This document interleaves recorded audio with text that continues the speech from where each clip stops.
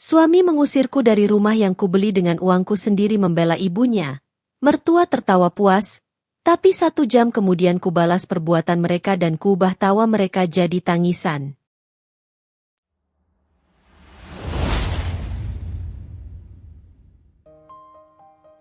Pagi itu berjalan seperti pagi-pagi sebelumnya. Tenang namun dipenuhi aktivitas kecil yang membentuk rutinitas kehidupan Aisyah Fadila. Sebagai seorang ibu rumah tangga sekaligus influencer sukses, Aisyah terbiasa bangun lebih awal dari siapapun di rumah. Bukan karena harus, tetapi karena ia menikmati waktu ketika dunia masih setengah sadar dan udara masih terasa segar sebelum aktivitas manusia memadatkan ruang dan suasana. Ia berjalan pelan menuju dapur, masih dengan rambut panjang yang diikat seadanya. Pancaran sinar matahari menembus kaca dapur dan memantul lembut pada meja makan yang ia bersihkan semalam. Semua tampak rapi, seolah rumah itu sedang bersiap menerima tamu penting. Padahal, tidak ada tamu. Ini hanya Aisyah yang memang menyukai keteraturan. Sesuatu yang membuat pikirannya tetap tenang di tengah kesibukannya. Aisyah menyalakan kompor dan menyiapkan air panas untuk membuat kopi untuk dirinya sendiri dan teh untuk Anthony, suaminya. Kebiasaan ini sudah berlangsung sejak awal pernikahan mereka. Meski memiliki penghasilan yang jauh di atas rata-rata dari pekerjaannya sebagai influencer, Aisyah tidak pernah meninggalkan peran domestik. Bukan karena harus menurut suami, tetapi karena ia tumbuh dengan nilai bahwa kehangatan rumah dimulai dari hal-hal kecil. Termasuk secangkir minuman hangat yang disajikan dengan penuh perhatian di pagi hari. Ketika teh dan kopi sudah siap, Aisyah membawa 2 cangkir itu ke meja makan. Ia menatap sekeliling ruangan yang didekorasinya sendiri. Warna-warna hangat, furnitur minimalis, dan rak kecil yang berisi figur-figur karakter kesukaannya. Semua hasil kerja kerasnya selama bertahun-tahun di dunia digital. Tidak banyak yang tahu bahwa rumah itu, rumah yang ia tempati bersama suami, adalah hasil jerih payahnya. Anthony sendiri tidak pernah mengklaimnya. Tapi sikapnya juga tidak menunjukkan bahwa ia sepenuhnya menghargai siapa yang membayar rumah tersebut. Meski begitu, Aisyah tidak ingin menjadikan hal itu sebagai bahan pertengkaran. Ia bukan tipe perempuan yang suka melempar prestasi sebagai senjata. Suara langkah kaki di lantai kayu terdengar dari arah kamar tidur. Anthony keluar sambil merenggangkan badan. Wajahnya masih menunjukkan sisa kantuk, tapi raut wajahnya tetap tegas seperti biasanya. Dengan tinggi hampir 1,80 meter dan bentuk tubuh yang proporsional, Anthony selalu terlihat seperti orang yang tidak mudah dijatuhkan oleh keadaan. Pekerjaannya di perusahaan global di Jakarta membuatnya tampak semakin percaya diri.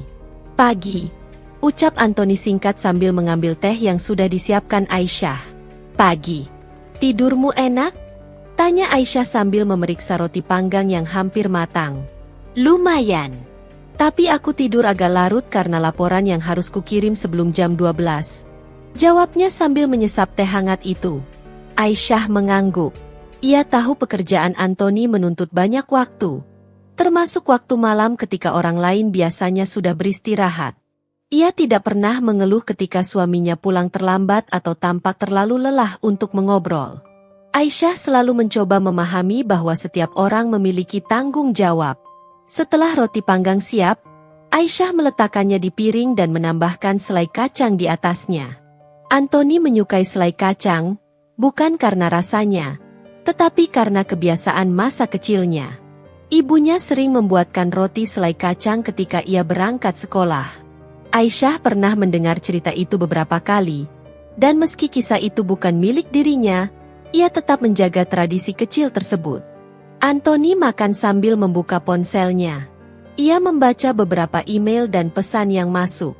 Gerak tubuhnya cepat, menunjukkan bahwa pikirannya sudah terhubung dengan pekerjaan bahkan sebelum ia benar-benar meninggalkan rumah. Ada rapat pagi ini? Tanya Aisyah untuk mengisi keheningan. Ya. Dan sore nanti juga ada pertemuan internal. Sepertinya aku pulang agak terlambat. Jawabnya tanpa mengalihkan pandangan dari layar ponsel. Aisyah hanya mengangguk. Ia sudah terbiasa dengan ritme kerja seperti itu. Selama ini ia tidak pernah meminta Anthony untuk mengurangi jam kerja. Baginya, setiap orang berhak mengejar impiannya. Namun dalam lubuk hatinya, ia kadang rindu untuk duduk bersama suaminya lebih lama di meja makan, berbicara tentang hal-hal sederhana seperti suami istri lainnya. Setelah sarapan selesai, Anthony bersiap pergi. Ia mengambil jas kerjanya dan menatap cermin sejenak. Aisyah berdiri di dekat pintu, menatapnya seperti biasa. Ada kebanggaan tersendiri melihat suaminya terlihat rapi dan profesional. Meskipun hubungan mereka tidak selalu sempurna, Aisyah tetap mencintai Anthony dengan caranya yang lembut dan tidak berlebihan. Kerja yang semangat, ya, ucap Aisyah sambil tersenyum. Anthony mengangguk dan berjalan keluar tanpa banyak kata. Pintu tertutup. Rumah kembali tenang. Aisyah menarik napas pelan. Setelah itu ia mulai menjalankan rutinitas selanjutnya. Membuka laptop dan mengecek jadwal konten hari itu. Sebagai influencer, ia harus mempersiapkan banyak hal. Endorsement, video harian, konten cerita, hingga pesan-pesan dari klien. Dunia digital tidak pernah tidur. Dan Aisyah harus selalu memperbarui diri agar pengikutnya tidak merasa bosan. Saat membuka dashboard media sosialnya, Aisyah melihat jumlah pengikutnya terus bertambah. Banyak komentar positif, banyak pesan motivasi yang diberikan oleh para penggemarnya. Ia selalu merespons beberapa pesan penuh kasih yang dikirim oleh para pengikut lama. Baginya, interaksi adalah inti dari hubungan dengan orang-orang yang mengikuti perjalanannya. Mereka bukan sekadar angka, melainkan manusia yang benar-benar mendukungnya. Setelah beberapa jam bekerja, Aisyah berhenti sejenak untuk memasak makan siang. Hari itu ia berencana membuat sayur lodeh favoritnya. Menu sederhana namun penuh kehangatan. Saat memasak, pikirannya melayang ke banyak hal. Tentang kehidupannya, tentang masa kecilnya, dan tentang keputusannya menikah dengan Anthony 3 tahun lalu. Aisyah mengenal Anthony di sebuah acara kampus ketika ia menjadi pengisi seminar. Anthony yang saat itu bekerja sebagai staf junior di sebuah perusahaan internasional tampil sebagai panitia. Mereka pertama kali berbicara saat makan siang, saat Anthony tanpa sengaja menabrak gelas minumannya hingga jatuh. Aisyah tertawa. Prinsip hidupnya saat itu sederhana. Manusia bisa melakukan kesalahan kapan saja. Dari kejadian kecil itu, pembicaraan mereka berkembang. Anthony terlihat dewasa dalam cara berpikirnya, dan Aisyah merasa ada sesuatu yang teduh dari cara Anthony memandangnya. Sifat Anthony yang sopan, ambisius, serta perhatian membuat Aisyah jatuh cinta secara perlahan. Mereka memutuskan menikah setelah 2 tahun mengenal satu sama lain, dengan harapan membangun keluarga yang penuh kasih. Namun, kehidupan setelah menikah tidak semulus bayangan mereka. Satu-satunya hal yang tidak pernah Aisyah antisipasi adalah hubungan dengan mertua, Bu Idah. Sejak pertama kali bertemu, Aisyah merasakan tatapan tidak setuju dari perempuan itu. Tatapan yang mengisyaratkan bahwa Aisyah tidak cukup baik bagi anaknya. Meski ia berusaha bersikap sopan dan ramah, Bu Idah selalu mempertanyakan setiap perilakunya. Pertanyaan yang bukan sekadar ingin tahu, tetapi bernada merendahkan. Dalam ingatan Aisyah, Bu Idah pernah berkata, "Kamu ini cuma sibuk main ponsel. Apa benar pekerjaan seperti itu menghasilkan uang?" Kalimat itu diucapkan saat makan malam keluarga beberapa bulan setelah pernikahan berlangsung. Aisyah tersenyum dan menahan diri. Ia tidak ingin membuat suasana canggung. Tapi dalam hatinya, kata-kata itu menusuk. Lalu ada lagi kejadian ketika Bu Idah membuka lemari dapur tanpa izin dan berkata, "Kenapa bumbu-bumbu tidak rapi? Masa ibu-ibu tidak bisa atur dapur dengan benar?" Sambil tersenyum kecut, Aisyah menjawab, "Nanti saya rapikan, Bu." Padahal hari itu ia baru saja pulang dari syuting konten, dan belum sempat merapikan semuanya. Namun Bu Idah tidak peduli. Ia hanya peduli pada pemenuhannya akan standar pribadi yang selalu berubah-ubah. Mengenang semua itu membuat Aisyah sedikit terdiam. Ia tidak ingin membenci, tetapi sulit mengabaikan sikap mertua yang sering mencampuri urusan rumah tangganya. Anthony sendiri sering diam ketika ibunya berbicara seperti itu. Bukan karena ia menyetujui, tetapi karena Anthony percaya bahwa menghormati orang tua berarti mendengarkan tanpa membantah. Kesalahan terbesar Anthony adalah tidak mampu membedakan antara menghormati dan membiarkan. Aisyah selesai memasak dan menyiapkan makan siang untuk dirinya sendiri. Sesudah makan, ia kembali bekerja. Ia menyiapkan beberapa draft konten dan mengedit video yang direkam kemarin sore. Sambil mengedit, ia menerima pesan dari salah satu brand besar yang ingin bekerja sama. Nilai yang ditawarkan cukup besar, membuat Aisyah merasa bersyukur. Ia berpikir untuk menceritakan hal ini kepada Anthony nanti malam. Namun bagian kecil dari hatinya ragu. Akhir-akhir ini Anthony lebih sering pulang dalam keadaan lelah dan mudah tersinggung. Aisyah tidak ingin memberi kabar baik, justru menjadi pemicu pertengkaran jika mood suaminya sedang tidak stabil. Meski begitu, ia tetap ingin menunjukkan bahwa ia bekerja keras untuk masa depan mereka. Waktu berlalu, dan rumah terasa sangat sepi. Hanya suara angin yang masuk melalui jendela dan suara laptop yang bekerja. Aisyah menyelesaikan hampir semua tugas digitalnya sebelum sore. Ketika jarum jam hampir menyentuh pukul 4, suara notifikasi masuk dari ponselnya. Nada pesan itu berbeda dari biasanya. Itu adalah nada notifikasi khusus untuk pesan yang datang dari satu orang, Bu Idah. Aisyah menatap layar ponsel dengan perasaan yang sulit dijelaskan. Ia membuka pesan itu perlahan. Nanti malam ibu ke rumah. Ada yang mau ibu bicarakan. Tidak ada emotikon. Tidak ada penjelasan tambahan. Hanya satu kalimat yang membuat dada Aisyah terasa mengeras. Ada firasat bahwa kunjungan itu tidak akan membawa kabar baik. Aisyah menyandarkan tubuhnya di kursi. Ia menarik napas panjang dan mencoba menenangkan diri. Rutinitas hari itu berjalan seperti biasa. Tapi pesan dari mertua mengubah suasana batinnya. Ada sesuatu yang terasa akan berubah. Sesuatu yang mulai bergerak seperti bayangan besar yang mendekat perlahan. Namun Aisyah masih berusaha menjaga ketenangan. Ia menutup laptopnya, berdiri, dan mulai merapikan rumah sebelum Anthony pulang. Sore beranjak menuju malam ketika Aisyah selesai merapikan ruang tamu. Ia memastikan bantal sofa tersusun rapi, meja kaca bersih tanpa noda, dan aroma ruangan nyaman untuk menerima siapapun yang datang. Meski dalam hatinya ia masih cemas terhadap pesan singkat dari Bu Idah, Aisyah tetap berusaha menjalankan tugas sebagai tuan rumah yang baik. Ia tidak ingin terlihat gugup atau memberikan kesan bahwa ia takut pada mertuanya. Karena pada kenyataannya, ia bukan takut. Hanya mencoba bersikap hormat meski seringkali harus menekan perasaannya sendiri. Beberapa menit kemudian, suara mobil berhenti di depan rumah. Dari balik jendela, Aisyah bisa melihat sosok Bu Idah turun dari mobil sambil merapikan kerudungnya. Wajah sang mertua tampak serius, seperti seseorang yang hendak menyampaikan sebuah keputusan penting. Aisyah menelan ludah pelan. Ia berjalan menuju pintu dan membukanya sebelum Bu Idah mengetuk.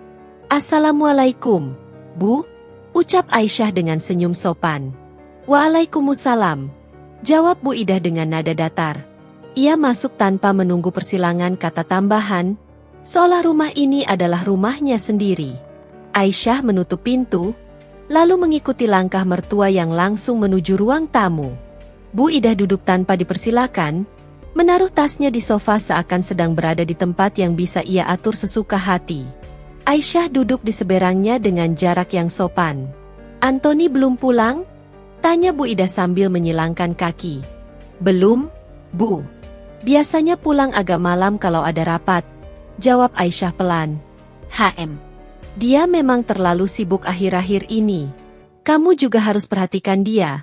Jangan sibuk dengan dunia ponsel terus," kata Bu Idah sambil menghela napas panjang, seolah menegur tanpa benar-benar memikirkan situasi. Aisyah tidak langsung membalas. Ia tahu bahwa kalimat itu bukan teguran, melainkan tuduhan terselubung. Namun ia memilih menyimpannya dalam hati. Tidak semua kalimat harus ia balas. "Bu, mau minum apa? Biar saya buatkan," tawar Aisyah meski hatinya belum tenang. "Gak usah repot," jawab Bu Idah. Tapi setelah itu ia justru menambahkan, "Tapi kalau ada teh hangat, ya bikin saja." Tenggorokan ibu agak kering. Aisyah tersenyum tipis. "Baik, Bu." Ia menuju dapur, memasak air, dan menyiapkan teh seperti yang diminta. Selagi menunggu, ia mencoba menenangkan pikirannya. Mungkin hanya ingin membicarakan hal biasa, pikirnya. Mungkin tentang Anton. Mungkin tentang kerjaan. Atau mungkin hanya ingin mampir. Namun batinnya menolak percaya. Bu Idah bukan tipe yang datang tanpa tujuan. Apalagi dengan pesan singkat yang begitu datar tadi sore. Setelah teh siap, Aisyah kembali ke ruang tamu dan meletakkan cangkir itu di depan Bu Idah. Bu Idah menghirup teh itu sedikit, lalu meletakkan cangkir kembali dengan gerakan halus yang dibuat-buat. "Kamu ini sebenarnya perempuan yang baik, Syah," ucapnya tiba-tiba. Aisyah terdiam. Kalimat semacam itu jarang sekali keluar dari mulut mertua. Bahkan hampir tidak pernah. Tapi kebaikan saja tidak cukup dalam rumah tangga. Kamu harus lebih tahu diri. Jangan terlalu sibuk dengan dunia yang menurutmu penting, tapi sebenarnya tidak ada nilainya bagi keluarga. Pelan-pelan, topiknya mulai jelas. Aisyah menunduk sedikit. Maksud ibu, pekerjaan kamu itu." Bu Idah menghela napas panjang. "Ibu tahu kamu dapat uang dari situ. Tapi ibu melihat kamu terlalu bangga dengan pemasukanmu. Rumah ini, isi rumah ini, semuanya kamu beli. Ibu tidak tahu sejak kapan seorang istri bangga karena menafkahi suami." Aisyah terdiam lagi. Ucapan itu menusuk. Bukan karena benar, tetapi karena menggambarkan sudut pandang yang salah tentang kerja kerasnya. Ia selama ini tidak pernah memamerkan penghasilannya. Ia bekerja karena suka, bukan karena ingin menutupi kebutuhan keluarga. Anthony punya penghasilan yang besar, dan mereka sering menggabungkan tabungan mereka untuk kebutuhan jangka panjang. Namun Bu Idah selalu melihat hal itu dari kacamata lain. Kacamata yang membuat segala hal yang dilakukan Aisyah tampak salah. "Ibu tahu kamu suka membeli barang-barang di rumah ini. Tapi itu membuat Anthony seperti tidak dihargai. Seharusnya seorang istri membuat suami merasa menjadi kepala rumah tangga," lanjut Bu Idah. Aisyah tidak tahan lagi. Ia mengangkat wajahnya dan menatap mertua dengan lembut. "Bu, saya tidak pernah bermaksud begitu. Saya hanya ingin rumah ini nyaman ditempati. Saya tidak pernah membandingkan penghasilan saya dan Anthony." "Tapi kamu tetap membuatnya terlihat begitu," potong Bu Idah cepat. "Kamu perempuan sibuk. Kamu lebih fokus pada ponsel. Kamu sering abaikan ibu saat ibu bicara. Kamu membuat ibu merasa seperti tidak dianggap." Aisyah menggeleng pelan. "Saya tidak bermaksud begitu, Bu. Jika ada sikap saya yang kurang sopan." "Kamu selalu bilang tidak bermaksud, tapi kelakuanmu tetap begitu." Lagi-lagi Bu Idah memotong. Aisyah tidak bisa membela diri. Apapun yang ia katakan akan dibantah. Pengalamannya selama 3 tahun berumah tangga cukup untuk memahami alur percakapan semacam ini.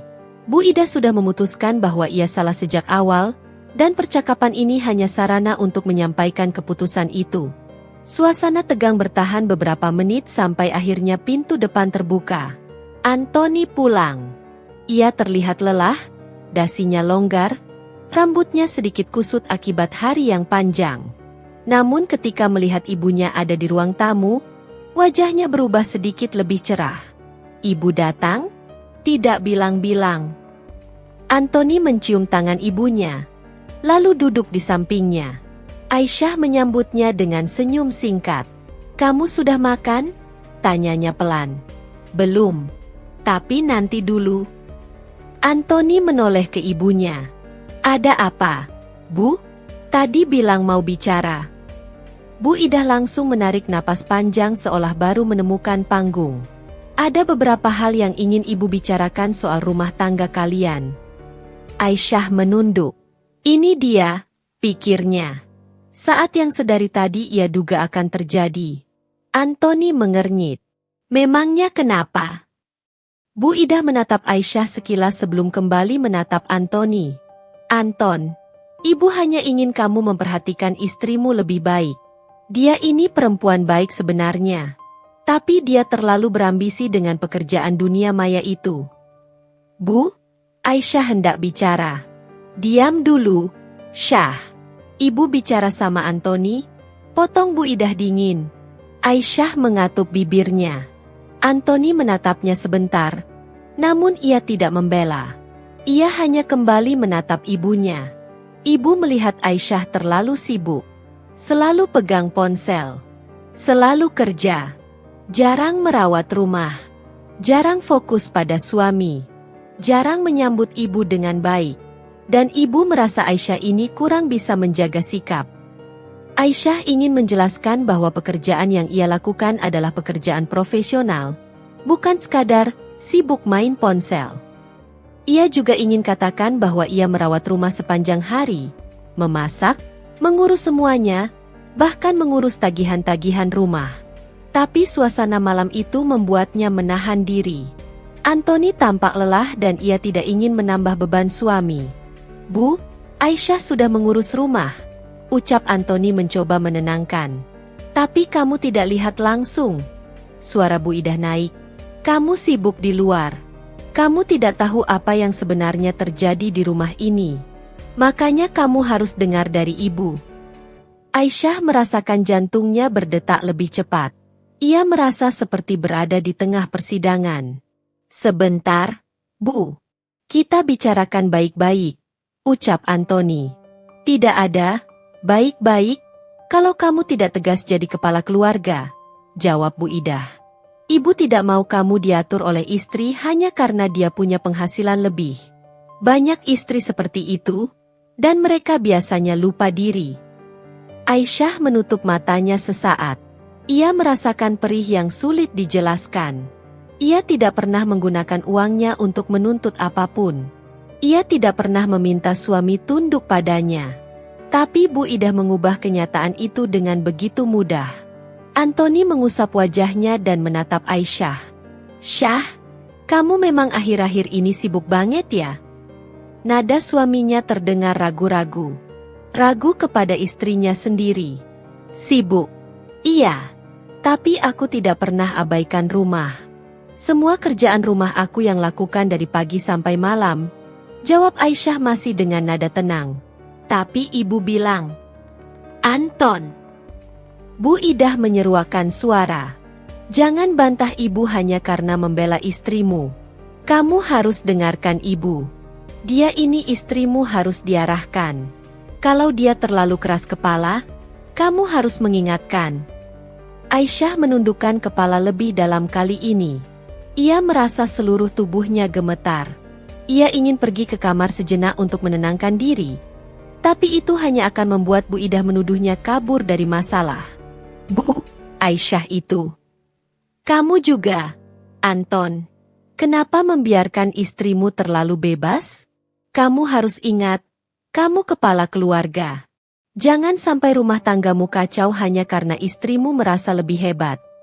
Kali ini Aisyah merasakan rasa perih itu berubah menjadi luka. Tidak ada satupun kata yang benar dari tuduhan itu. Tetapi justru tuduhan yang tidak benar seringkali lebih menyakitkan, karena membuat seseorang merasa tidak berdaya menghadapi kebohongan. Antoni terdiam. Ia seperti terseret dalam situasi yang tidak ia kuasai. Lelaki itu menatap Aisyah dengan wajah yang sulit terbaca. Aisyah menarik napas dalam dan berkata pelan, Bu, saya tidak pernah merasa lebih hebat.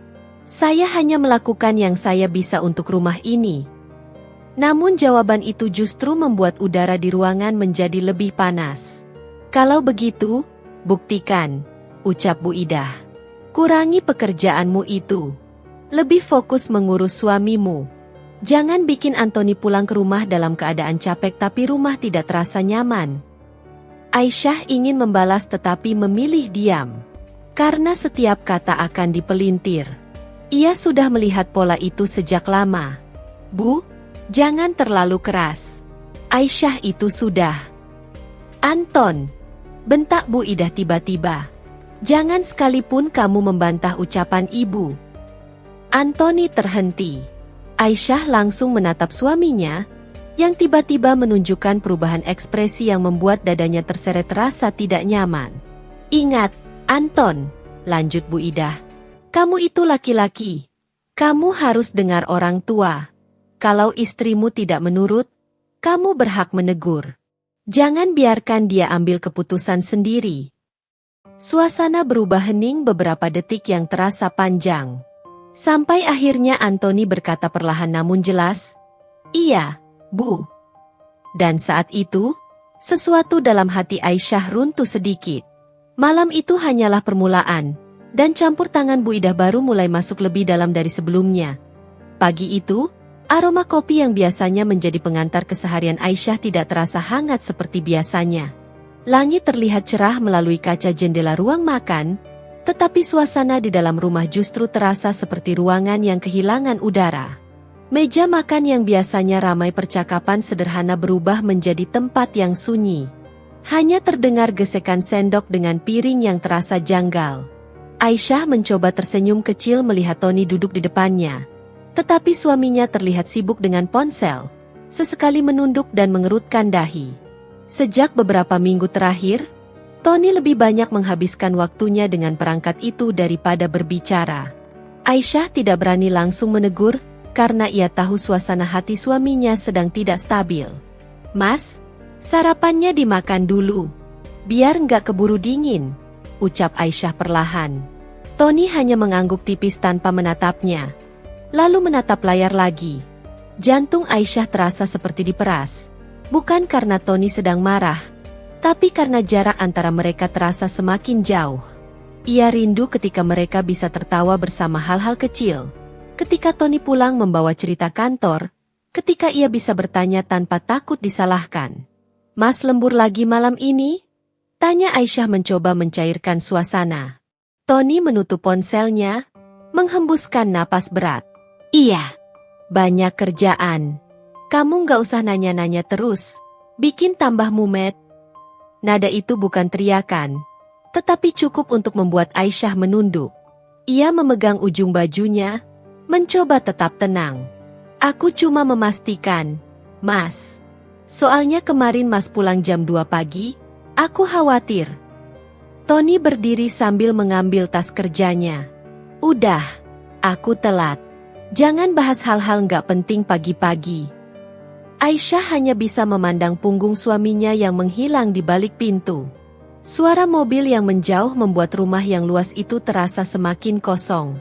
Di ruang kerja kecilnya, Aisyah menatap komputer namun pikirannya tidak bisa fokus. Biasanya ia dapat menulis naskah promosi atau membuat konsep konten dengan cepat, tetapi kali ini semuanya terasa berat. Ia memandangi kalender digital yang terisi jadwal konten, kerja sama brand, dan meeting online. Tetapi pikirannya tidak berhenti memutar adegan pagi tadi. Ia meraih ponsel dan melihat pesan-pesan dari pengikutnya, komentar job, dan notifikasi email brand yang meminta revisi konten. Biasanya ia merasa bangga bisa mengatur banyak hal sekaligus. Tetapi hari ini ia merasa rapuh. Sambil mempersiapkan kamera untuk membuat video review produk, suara notifikasi lain muncul. Aisyah membuka, dan matanya tertumbuk pada pesan dari Bu Ida di grup keluarga kecil yang dibuat 2 bulan lalu. Grup itu awalnya dibuat Tony agar komunikasinya dengan orang tuanya lebih mudah. Tetapi perlahan berubah menjadi tempat Bu Ida memberikan berbagai sindiran yang ditujukan padanya.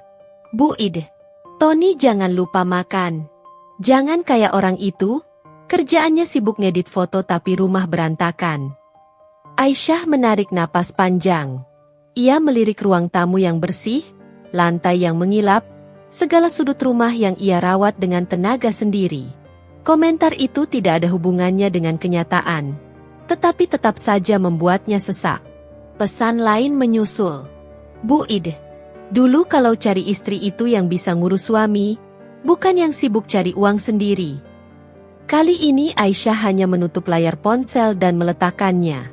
Ia tidak punya tenaga untuk membalas, bahkan meski sekadar membela diri. Selama ia menikah, berubahnya hubungan dengan Bu Ida adalah hal yang paling sulit ia hadapi. Ia sudah mencoba ramah, membantu, bahkan menuruti banyak permintaan, tetapi selalu saja dianggap kurang. Saat ia mencoba fokus membuat video, dadanya berdebar tidak nyaman. Ia mengusap wajahnya, mencoba menyingkirkan rasa sakit hati itu. Namun semakin ia mencoba mengabaikan, semakin terasa sesak. Ia akhirnya memaksakan senyum di depan kamera untuk memulai rekaman konten. Senyum itu terlihat manis, tetapi hatinya sedang remuk. Lampu ring light menyala membentuk lingkaran terang di matanya. Sementara ia mencoba memerankan sosok yang ceria dan penuh energi, padahal kenyataannya ia ingin menangis. Beberapa kali ia mengambil ulang video karena suaranya terdengar goyah. Sampai akhirnya ia berhasil menyelesaikan satu video penuh.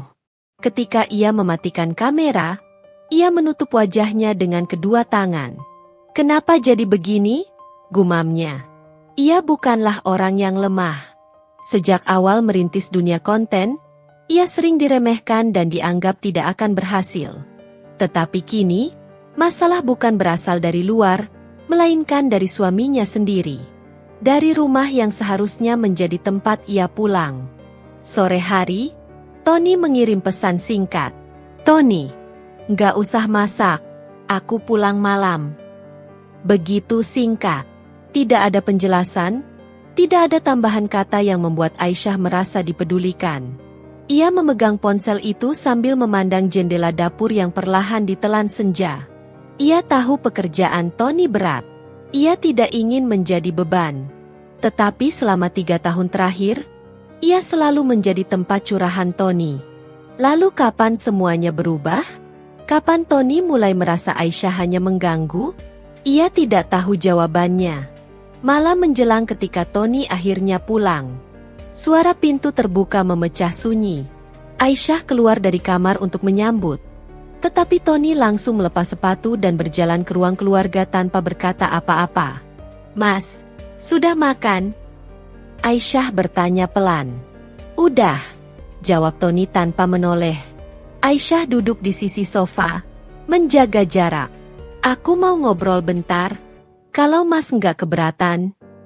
Tony terlihat tidak suka, tetapi akhirnya menjawab, "Ngomong aja."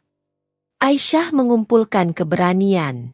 "Akhir-akhir ini Mas kayak menjauh. Aku takut salah, dan aku nggak tahu harus gimana." Tony menghela napas, lalu meraih remote TV. "Aku capek. Syah, kamu tuh kadang terlalu sensitif. Hal kecil aja dibesar-besarin. Aku cuma pengen kita ngomong baik-baik. Aku nggak mau salah paham," ucap Aisyah sambil menahan getaran suara. Tony menatapnya sekilas, lalu mengalihkan pandangan. "Kamu kalau ngomong suka panjang. Aku lagi pusing. Bisa nggak besok aja?" Aisyah menunduk. "Baik." Kata itu terasa berat. Ia ingin bicara, tetapi justru dilarang. Ia ingin diperhatikan, tetapi tidak mendapat ruang. Komunikasi antara mereka kini tinggal sisa-sisa. Pesan singkat tanpa perasaan, percakapan sepotong, gestur dingin, dan jarak yang semakin melebar. Keduanya berada dalam rumah yang sama, tetapi hati mereka seperti berada di kota yang berbeda. Aisyah masuk kamar lebih dulu. Ia menutup pintu perlahan, lalu duduk di tepi ranjang. Bahunya turun, matanya memerah. Di atas meja rias, terdapat foto pernikahan mereka. Tony tersenyum lebar, memeluk pinggangnya dengan penuh cinta. Kala itu terasa hangat, seolah mereka siap menghadapi dunia bersama. Kini foto itu justru terasa seperti ironi, bayangan kebahagiaan yang menjauh setiap hari. Aisyah menyentuh bingkai foto itu. "Aku nggak tahu kenapa semuanya berubah." Ketika lampu kamar dipadamkan, ruangan kembali sunyi. Sunyi yang tidak menenangkan, tetapi membuat dada terasa sesak. Suasana rumah terasa berbeda sejak beberapa hari terakhir.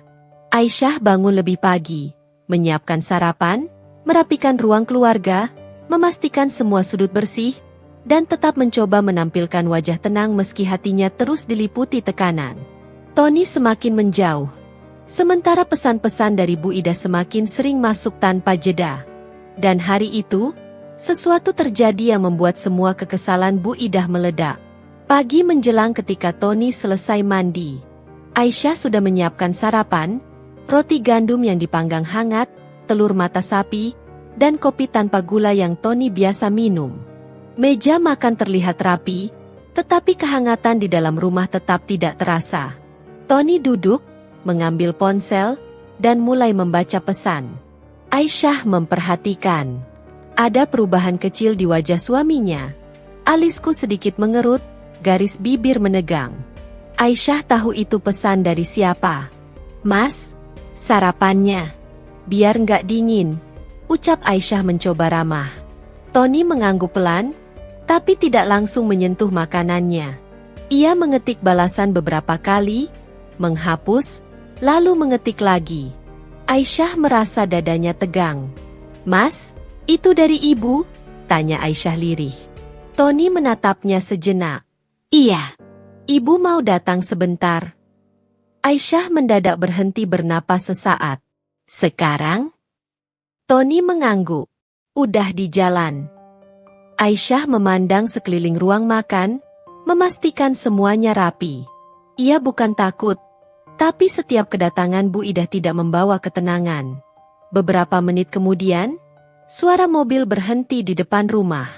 Aisyah berdiri, menata napas. Pintu diketuk keras, tanpa jeda. Tony membuka pintu. "Bu, masuk." Bu Idah melangkah masuk dengan langkah cepat. Raut wajahnya tidak ramah sedikit pun.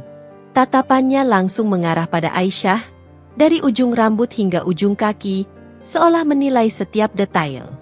"Akhirnya kamu keluar juga dari kamar," kata Bu Idah tanpa senyum. Nada suaranya penuh ketidakpuasan. "Bu, saya dari tadi di dapur." "Udah, jangan banyak alasan." Suara Bu Idah memotong tajam. Tony hanya diam. Aisyah memaksa tersenyum kecil, berusaha menghindari suasana tambah buruk. "Ada apa, Bu?" tanya Tony hati-hati. Bu Idah menghempaskan tas tangannya ke sofa. "Ibu itu malu, Ton. Sangat malu. Kamu tahu kemarin tetangga pada ngomong apa? Pada bilang istrimu ini hidupnya cuma di depan kamera." Ibu ditanya, "Nanti kalau punya anak, siapa yang urus?" Istrinya sibuk cari nama di internet terus. "Kamu tahu rasanya, Ton?" Tony menunduk sebentar. "Bu, orang ngomong apapun. Bukan itu inti masalahnya." Bu Idah bersuara lebih keras. "Ibu malu karena istri kamu gak punya sopan santun sebagai menantu. Kemarin kamu pulang malam, dia gak ada kabar sama sekali ke ibu. Masa ibu tanya jam kamu pulang? Jawabnya cuma, 'Gak tahu, Bu.'" Aisyah mencoba mengatur nada suaranya agar tidak defensif. "Saya jawab begitu karena memang Mas Tony belum pulang, Bu. Nada bicaramu itu loh," kata Bu Idah sambil menatap tajam. Kayak orang yang merasa benar sendiri. "Kamu tuh menantu, kenapa jawabnya kaku begitu?" Aisyah menunduk. "Maaf kalau saya salah, Bu. Selalu begitu. Minta maaf, tapi kelakuan sama." Tony menghela napas. "Ibu, jangan terlalu keras." Aisyah nggak bermaksud. "Ton, kamu itu anak ibu atau anak dia?" tanya Bu Idah sambil memicingkan mata. Tony langsung terdiam. Aisyah merasakan tubuhnya dingin. Kalimat itu seperti pisau yang menusuk tepat di tengah-tengah usahanya mempertahankan rumah tangga. "Belum lagi," lanjut Bu Idah sambil melipat tangan, "Ibu dengar kamu ini katanya sering bikin konten sampai malam. Rumah tangga apa yang kayak gitu? Perempuan itu tugasnya mendampingi suami, bukan cari uang tambahan buat gaya-gayaan." Aisyah mengangkat tatapan, terkejut. "Bu, kerja sama brand itu tanggung jawab saya. Sudah ada kesepakatan." "Kesepakatan yang buat kamu lupa jadi istri," bentak Bu Idah. Tony berdiri, mencoba menenangkan. "Bu, sudah, jangan dibesar-besarkan." "Kamu diam dulu," bentak Bu Idah kepadanya. "Ibu belum selesai." Tony terpaku. Aisyah memandang ke lantai, mencoba menahan napas yang terasa berat. Setiap kata Bu Ida menjadi makin menyakitkan. Seolah semua keberhasilan Aisyah tidak berarti apa-apa. Kamu tahu, Ton? Bu Ida melanjutkan dengan suara dingin. Rumah ini terlalu besar untuk orang yang kerjaannya cuma pegang ponsel. Kamu harus tegas. Jangan sampai rumah tangga rusak karena istri yang gak mau diatur. Aisyah menegakkan tubuh. Bu, saya tetap urus rumah. Saya masak, cuci, bersih-bersih, dan bekerja juga. Berarti kamu merasa hebat? Sergah Bu Ida. Perempuan itu nggak boleh merasa paling bisa. Kalau kamu merasa mampu melakukan semuanya sendiri, berarti kamu anggap anak ibu nggak berguna sebagai suami. Itu kurang ajar, tahu? Aisyah menutup mulutnya. Kata-kata itu terlalu jauh, terlalu kejam. Tony hanya berdiri mematung, tidak satupun kata keluar untuk membela istrinya. Kamu tahu apa lagi yang bikin ibu makin kesal? Bu Ida mencondongkan tubuh ke depan. Kamu nggak pernah sungguh-sungguh mendekatkan diri ke ibu. Kamu selalu ada jarak, selalu ngumpet di dapur atau kamar. Kamu itu menantu, bukan tamu. Tapi sikapmu kayak orang asing. Aisyah merasakan dadanya sesak. Saya berusaha, Bu. Saya benar-benar berusaha. Sudah. Aisyah, jawab Bu Ida sambil mengibaskan tangan. Kalau kamu benar-benar berusaha, hasilnya nggak begini. Tony akhirnya bicara pelan. Bu, Aisyah itu orangnya tertutup. Mungkin butuh waktu. Waktu berapa lama lagi? Potong Bu Ida. Sudah 3 tahun, Ton. Masih butuh waktu? Ibu nggak mau punya menantu yang nggak bisa diajak bicara dan merasa lebih hebat daripada keluarga suaminya. Tatapan Bu Ida semakin menusuk. Tony terlihat semakin gelisah. Dan setiap detik yang berlalu seperti menambah ketegangan. Ton, lanjut Bu Ida. Ibu minta kamu pertimbangkan ulang semua sikap istrimu. Jangan sampai kamu terjerat istri yang cuma manis di luar, tapi keras kepala di rumah. Aisyah menahan napas. Kata itu, keras kepala, sering digunakan Bu Ida untuk menjatuhkannya. Meski ia hampir selalu menuruti apapun yang diperintahkan. Mulai sekarang, kata Bu Ida sambil berdiri, ibu nggak mau lihat kamu diatur istri. Kamu yang kepala rumah tangga, bukan dia. Ia menatap Aisyah sambil mengucapkan satu kalimat yang membuat suasana semakin memburuk. Kamu itu pintar berpura-pura baik di depan kamera. Tapi di dunia nyata, kamu gagal jadi istri. Aisyah tertegun. Tony tidak membantah. Tidak satu kata keluar darinya untuk membela istri yang telah menemaninya dari awal. Bu Ida mengambil tasnya, melangkah ke pintu tanpa menoleh lagi. Tony otomatis mengantarnya. Pintu tertutup. Aisyah memejamkan mata. Setiap kata Bu Ida berputar-putar di telinganya. Ia tahu Bu Ida tidak pernah menyukainya. Tetapi hari ini kekesalannya mencapai titik yang paling jelas.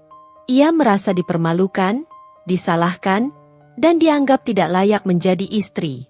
Yang lebih menyakitkan, Tony membiarkan semuanya terjadi. Ketika Tony kembali ke ruang tamu, Aisyah berdiri dengan mata yang masih memerah, tetapi air matanya tidak jatuh. Mas, suaranya kecil namun tegas. Kenapa tadi Mas nggak bicara apa-apa? Tony terdiam. Tidak ada jawaban. Tidak ada pembelaan. Hanya sunyi yang menjadi saksi bagaimana retakan itu mulai berubah menjadi dinding tebal antara mereka. Setelah Bu Ida pulang, rumah itu seperti kehilangan udara. Tidak ada suara selain detik jam dinding yang terasa memecah keheningan. Aisyah masih berdiri di tempat yang sama, kedua tangannya saling menggenggam erat, mencoba menahan gemetar. Tony berjalan pelan ke arah meja makan, lalu duduk tanpa berkata apapun. Aisyah menatap punggung suaminya. Ada jarak yang terasa seperti tembok tebal di antara mereka. Ia memberanikan diri bertanya lagi. Mas, kenapa tadi Mas diam? Suaranya pelan, hampir bergetar. Tony tidak langsung menjawab. Ia membuka kancing lengan bajunya, menarik napas panjang, lalu hanya berkata, "Udahlah, Aisyah, jangan diperpanjang." Kata itu membuat dada Aisyah terasa ditusuk. Jangan diperpanjang. Padahal yang terjadi tadi sudah sangat menyakitkan. Mas anggap apa yang tadi ibu bilang itu wajar? Aisyah mencoba menahan nada agar tetap lembut. Tony bangkit, berjalan memunggungi Aisyah. Ibu cuma ngomong apa yang menurut beliau benar. Kamu jangan selalu baper. Aisyah terdiam. Kata itu membuatnya ingin duduk agar tidak jatuh. Ia memejamkan mata sebentar, lalu membuka kembali. Saya bukan baper, Mas. Saya cuma pengen Mas ngerti posisi saya. Tony menoleh, wajahnya sudah mulai terlihat lelah dan kesal. Kamu selalu ngomong kayak gitu. Kamu selalu merasa jadi korban. Padahal kalau kamu bisa sedikit lebih menyesuaikan diri sama ibu, hal-hal kayak tadi nggak bakal terjadi. Aisyah merasakan napasnya memburu. Jadi saya yang salah lagi. Tony mendesah. Kamu tuh selalu anggap ibu jahat sama kamu. Saya nggak pernah bilang ibu jahat. Aisyah menaikkan suara tanpa sadar. Saya merasa ibu nggak suka sama saya dari awal. Dan Mas tahu itu. Kamu salah. Tony menjawab cepat. Kamulah yang gak pernah berusaha dekat sama ibu. Ibu sering banget bilang kamu itu dingin. Siapapun bakal sakit hati kalau punya menantu sikapnya kayak gitu. Aisyah memandang suaminya lama. Ada sesuatu dalam dirinya yang runtuh perlahan. Mas benar-benar percaya semua yang ibu bilang? Tanya Aisyah lirih. Tony menatap tanpa berkedip. Aisyah, selama ini aku diam karena aku berharap kamu berubah. Tapi kalau kamu tanya jujur, iya, aku percaya. Kata itu seperti sebuah palu menghantam hati Aisyah. Ia merasakan dunia sekitarnya goyah. Mas, jadi selama 3 tahun ini Mas cuma nunggu saya berubah jadi apa yang ibu mau? Aku nunggu kamu belajar hormat, jawab Tony cepat, nadanya keras. Aisyah meletakkan tangan di dadanya, menahan sesak. Saya hormat sama ibu, Mas. Tapi ibu selalu salahin saya apapun yang saya lakukan. Karena kamu gak pernah benar di mata ibu, Tony membalas. Kata itu terlalu tajam. Aisyah menahan napas. Kalau ibu selalu benar, saya selalu salah, terus Mas di mana? Mas ada di pihak siapa? Tony menghela napas berat. Aisyah, ibu itu orang tua. Aku nggak bisa melawan ibu hanya buat membela kamu. Aisyah menggeleng pelan. Tapi Mas suami saya. Tony menatap dengan dingin. Dan ibu adalah orang yang melahirkan aku. Kamu tahu tempatmu. Kata-kata itu membuat Aisyah mundur selangkah. Seolah ada batu besar yang menimpa jantungnya. Tempat saya? Suaranya pecah. Tony melanjutkan tanpa ragu, seolah kata-katanya adalah kebenaran mutlak. Iya, kamu jangan pernah menuntut aku memilih. Kamu istri, tapi ibu tetap yang paling utama. Dan kalau kamu nggak bisa nerima itu, berarti kamu yang harus introspeksi. Aisyah seperti kehilangan tenaga. Tangannya terasa dingin. Mas, selama ini saya selalu berusaha. Saya masak, saya bersihin rumah, saya kerja juga buat bantu keuangan kita. Saya selalu coba menyesuaikan diri. Dan itu kewajiban kamu. Tony membentak. Aisyah terdiam. Tidak percaya Tony benar-benar mengatakan itu. Kewajiban? Ulangnya lirih. Tony berdiri lebih tegak. Iya, kamu istri. Semua itu tugas kamu. Jangan bangga dulu cuma karena kamu dapat endorse atau job dari internet. Aisyah tidak bisa menahan air mata yang kini menetes. Mas, saya kerja bukan buat bangga. Saya kerja karena memang itu kemampuan saya. Tony menyipitkan mata. Kemampuan? Kamu pikir kerjaan begitu bisa dianggap kerjaan beneran? Makanya kamu jangan sombong. Aisyah menutup mulutnya. Rasanya seperti ditampar berkali-kali. Mas, Kenapa ngomongnya kayak gitu? Suaranya putus-putus. Tony tidak menjawab. Ia memalingkan wajah seolah malas melihat istrinya sendiri. Aisyah merasakan sesuatu dalam dirinya pecah. Bukan hanya sakit hati, tapi juga rasa kecewa yang mendalam, yang selama ini ia coba tahan agar rumah tangga tidak hancur.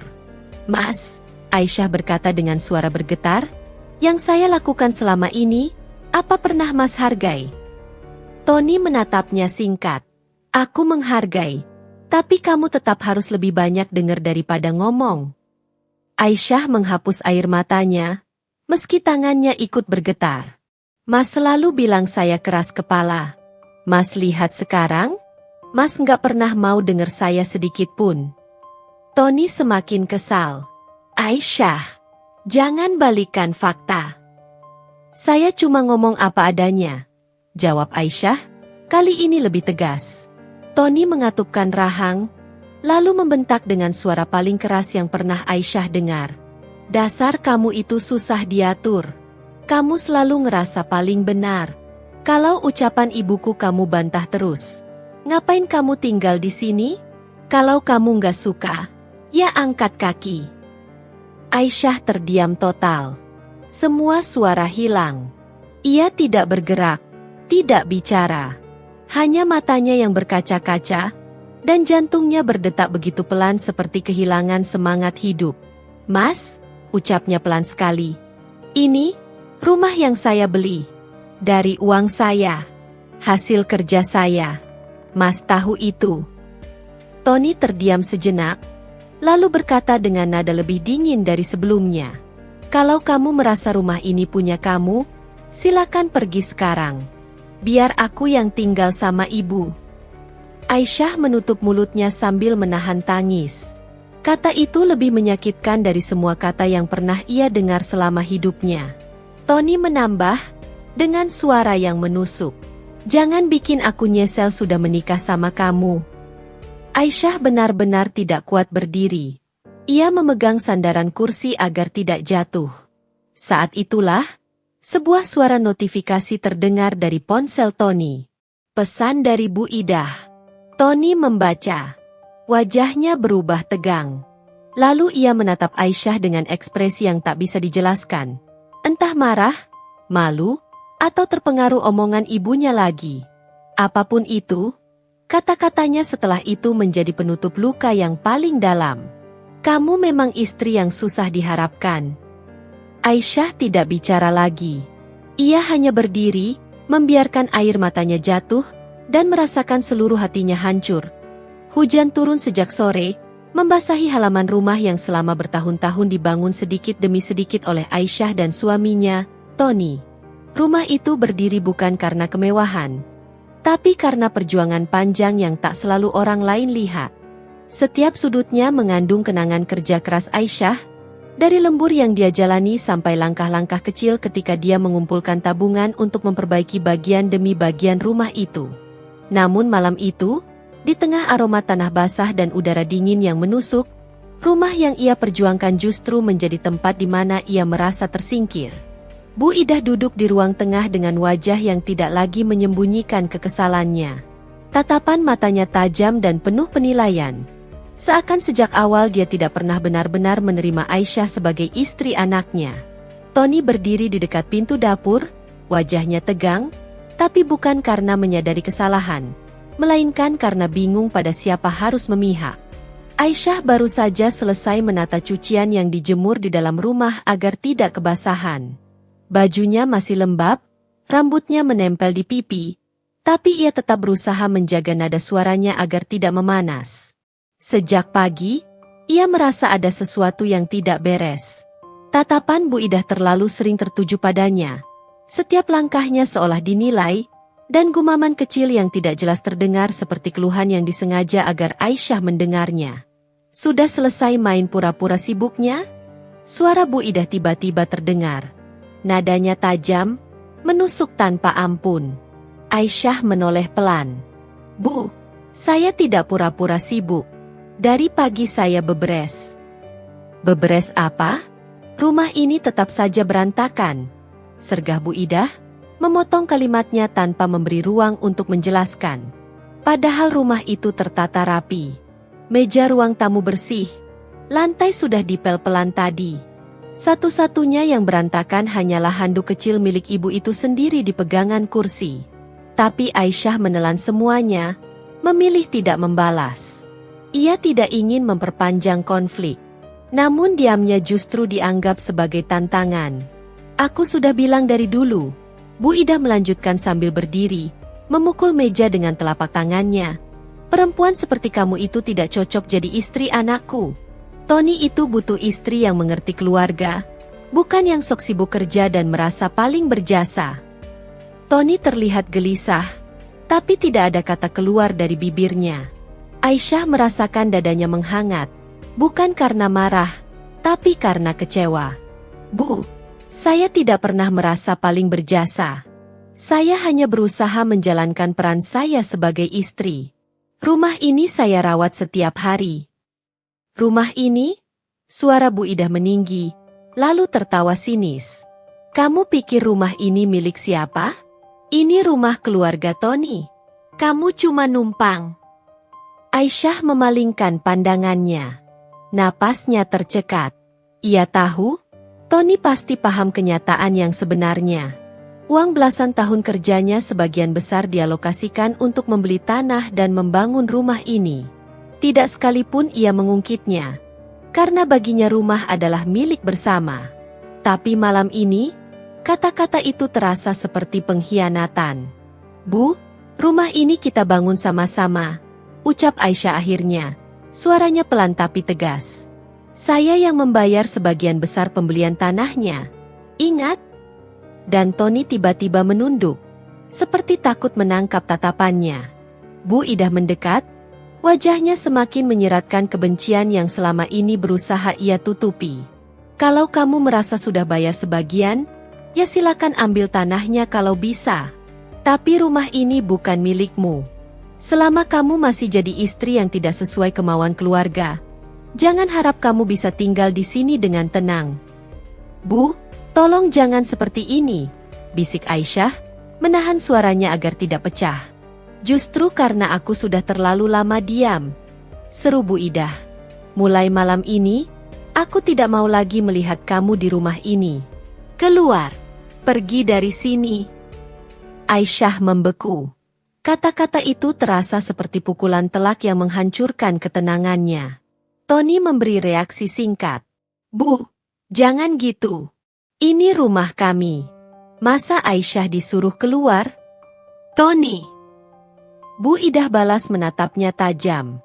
Kamu itu suami atau boneka? Ibu suruh dia pergi. Selama dia ada, keluarga ini tidak akan tenang. Kamu memilih siapa? Ibumu atau perempuan ini? Tony terdiam lama, seolah mempertimbangkan hal yang seharusnya menjadi jawaban paling mudah bagi seorang suami.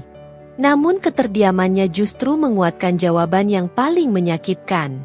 Aisyah menahan degup jantungnya yang terasa kacau.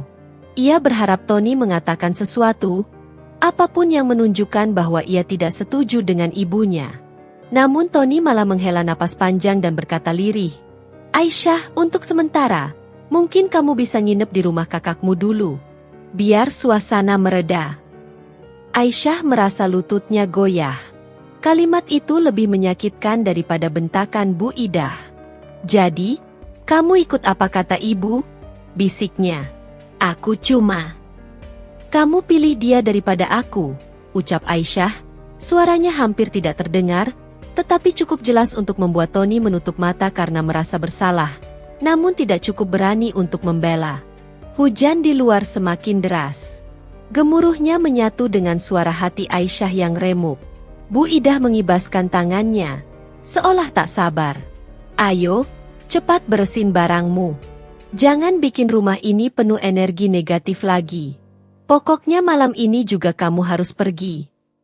Tanpa menunggu jawaban, Bu Ida berbalik menuju kamarnya, meninggalkan Tony dan Aisyah di ruang tengah yang tiba-tiba seperti mengecil, menekan napas dan perasaan Aisyah sampai hampir habis.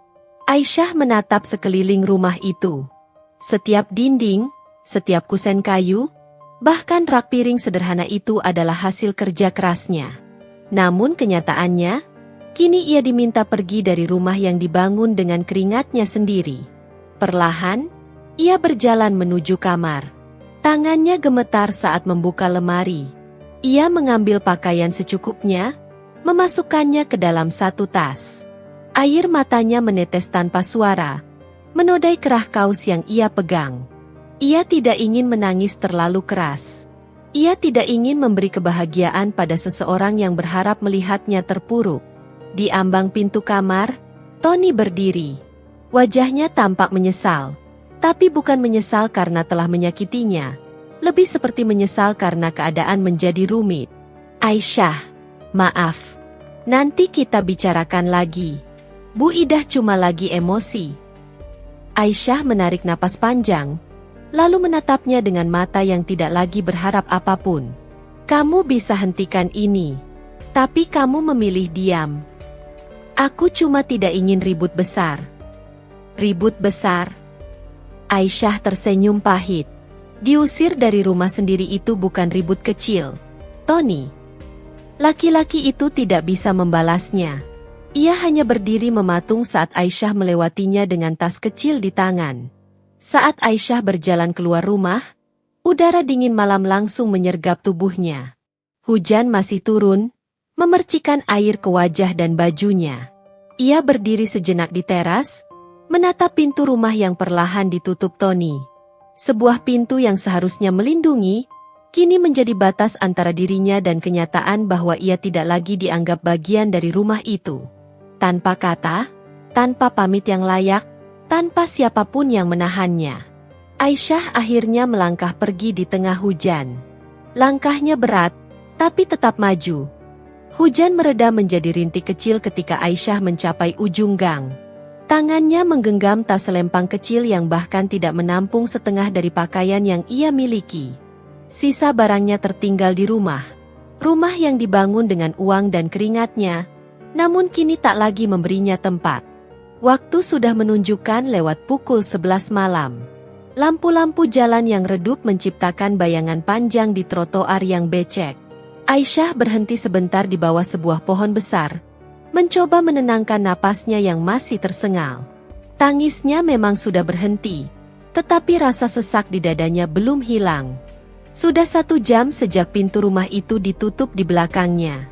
1 jam sejak ia merasakan pengkhianatan yang paling dalam. Ponselnya bergetar. 1 pesan masuk dari Tony. Maaf. Tidurlah di rumah Kak Rani dulu.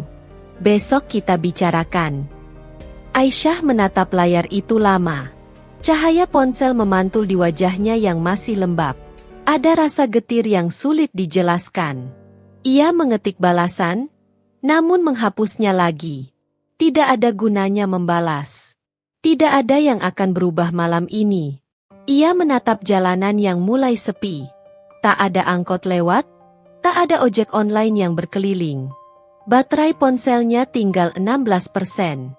Jika ia memesan ojek, ponselnya bisa mati di tengah jalan.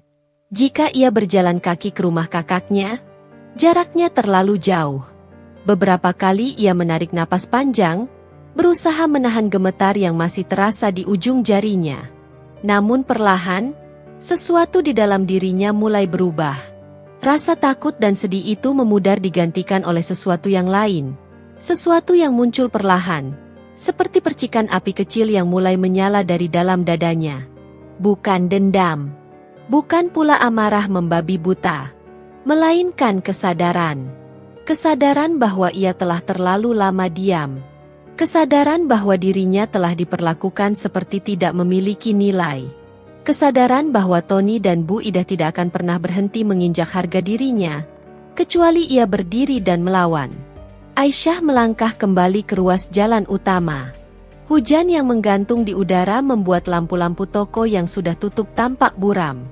Ia menatap setiap papan nama sepanjang jalan, memikirkan sesuatu.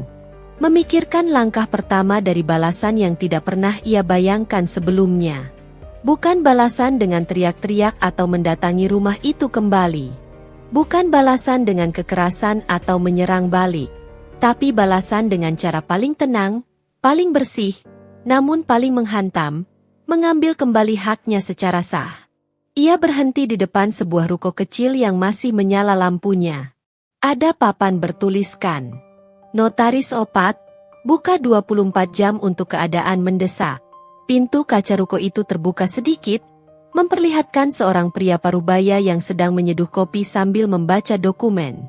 Aisyah menatap nama di papan itu, menelan keberaniannya, lalu melangkah masuk.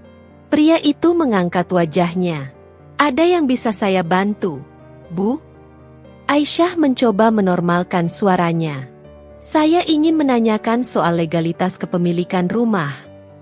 Sekarang? Tanya pria itu heran. Ya, malam ini, jawabnya tegas. Si notaris mengangguk. Silakan duduk dulu. Situasi mendesak. Aisyah menarik napas panjang dan duduk. Sangat mendesak. Pria itu mengambil buku besar yang berisi daftar layanan. Rumah itu atas nama siapa? Aisyah menjawab pelan, namun jelas, atas nama saya dan suami. Sertifikatnya SHM, dua-duanya ditulis sebagai pemilik.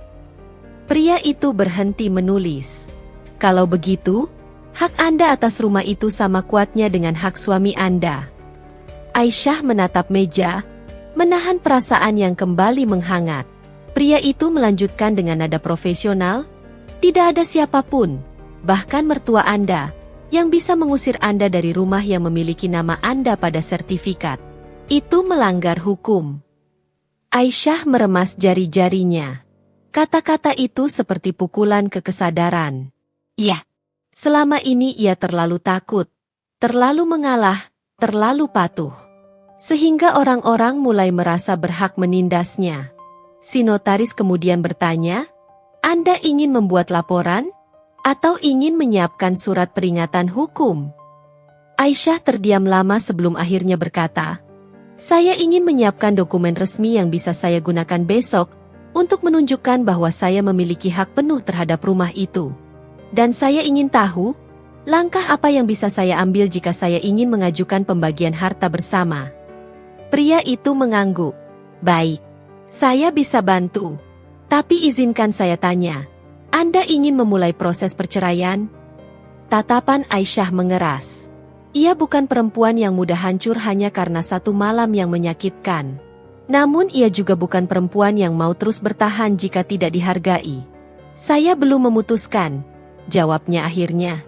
Tapi saya ingin Tony tahu bahwa ia tidak bisa memperlakukan saya seenaknya. Dan bahwa saya bukan perempuan yang bisa diusir begitu saja. Pria itu tersenyum kecil, kagum pada ketegasan di balik kesedihan yang masih terlihat di mata Aisyah. Kalau begitu, kita mulai dari penegasan hak milik dulu. Aisyah mengangguk. Dan malam itu, 1 jam setelah ia diusir, balasan pertama dimulai.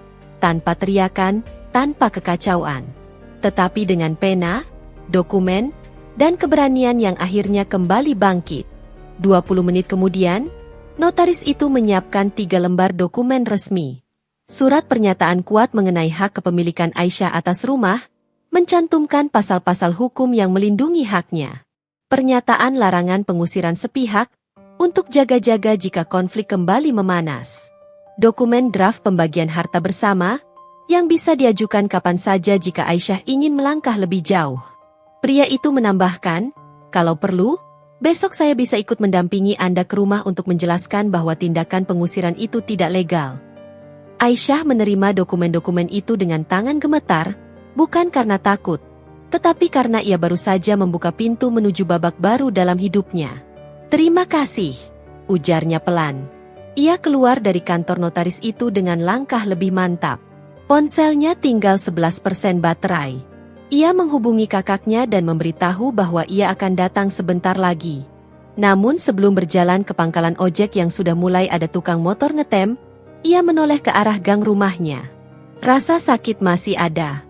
Luka itu belum hilang. Tapi sekarang, di balik luka itu, tumbuh sesuatu yang lebih kuat. Pagi datang dengan langit kelabu. Seakan-akan cuaca pun tahu bahwa sesuatu akan berubah hari itu. Di rumah besar yang semalam menjadi tempat pertengkaran paling menyakitkan, suasana sangat berbeda. Tidak ada aroma masakan. Tidak ada suara obrolan. Yang ada hanya ketegangan yang mengambang seperti kabut dingin. Bu Idah duduk di ruang tamu sambil menyeduh kopi. Bibirnya masih melengkung kecil sejak kemenangan semalam. Tatapannya puas setiap kali ia mengingat bagaimana Aisyah keluar sambil menahan tangis. Ia bahkan berkali-kali memutar ulang momen itu dalam kepalanya seperti sebuah film favorit. Anak zaman sekarang memang harus diajarin disiplin. Kalau keras sedikit langsung baper. Gumamnya sambil menyeruput kopi. Anthony turun dari lantai 2 dengan wajah kacau. Matanya sembab karena kurang tidur. Setelah Aisyah pergi, ia duduk lama di ruang kerja, berusaha menghibur dirinya dengan pikiran bahwa semuanya bisa dibicarakan besok. Ia percaya Aisyah itu lembut hati. Pasti ia akan meminta maaf duluan. Namun entah mengapa, pagi itu ia merasakan kegelisahan yang tidak bisa dijelaskan. "Ton, kamu sudah sarapan?" tanya Bu Idah.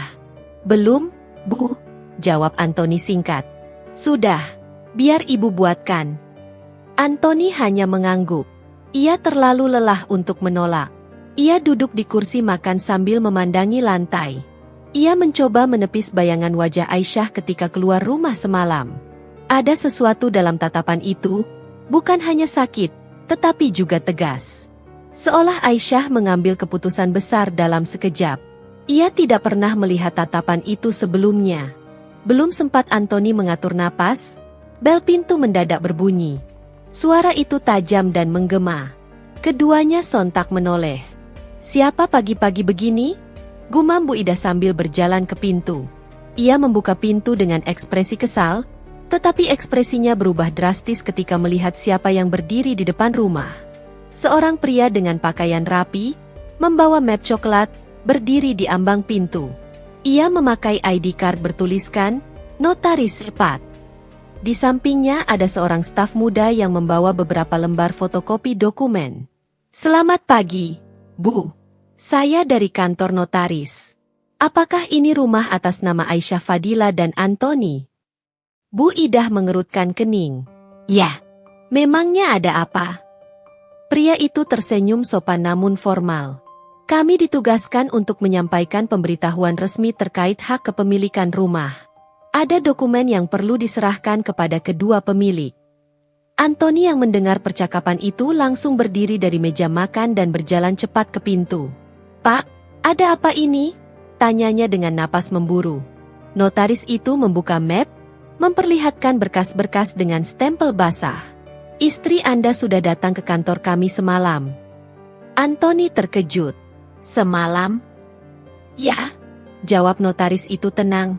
Beliau meminta salinan resmi dan pengesahan ulang dokumen bahwa rumah ini legalnya adalah milik bersama, dengan porsi kepemilikan yang setara.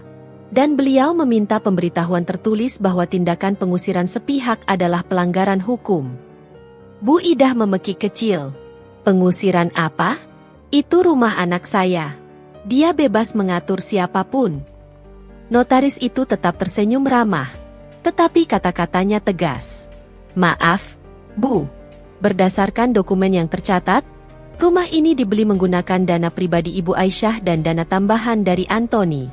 Namun perjanjian pembeliannya ditandatangani keduanya. Artinya, tidak ada pihak yang bisa mengusir pihak lain tanpa proses legal." Anthony merasa darahnya mengalir lebih cepat. Apa yang ia lakukan semalam tiba-tiba terasa seperti kesalahan paling fatal. "Aisyah meminta ini?" "Betul, Pak Anthony. Dan ini bukan surat ancaman. Ini hanya pemberitahuan resmi mengenai hak beliau." Bu Idah langsung bersedekap dengan wajah merah padam. "Perempuan itu cari masalah." Notaris menggeleng sopan. Beliau hanya mengambil hak yang memang miliknya. Selain itu, beliau juga menandatangani dokumen pembekuan akses sementara untuk pihak luar yang tidak memiliki nama pada sertifikat, termasuk Bu Idah. Wajah Bu Idah langsung berubah. "Apa maksudnya saya tidak boleh tinggal di sini? Ini rumah anak saya." Staf notaris mengeluarkan satu lembar dokumen, membacakannya. Sesuai klausul, pihak yang tidak tercantum sebagai pemilik tidak memiliki hak menetap kecuali dengan izin tertulis kedua pemilik atau salah satu pemilik. Anthony menatap ibunya, lalu menatap notaris. Jadi, secara hukum, ibu saya tidak punya hak tinggal di sini tanpa izin Aisyah. Betul, Pak. Suasana menjadi membeku. Hening yang begitu tebal menyelimuti ruang tamu. Bu Idah menggeram. Ngawur, perempuan itu pasti mengancam kalian. Notaris itu hanya tersenyum. Kami orang hukum, Bu. Kami tidak bisa bekerja berdasarkan ancaman. Kami bekerja berdasarkan dokumen. Antoni mengusap wajahnya. Ia merasakan kepalanya berat, perutnya mual. Semua ini seperti mimpi buruk yang berjalan terlalu cepat. Apakah Aisyah berencana mengambil langkah lain? Tanya Antoni dengan suara serak. Notaris mengernyit sedikit. Beliau hanya meminta persiapan draft untuk pembagian harta bersama. Belum ada pengajuan. Hanya berjaga-jaga. Antoni terdiam. Kata, pembagian harta.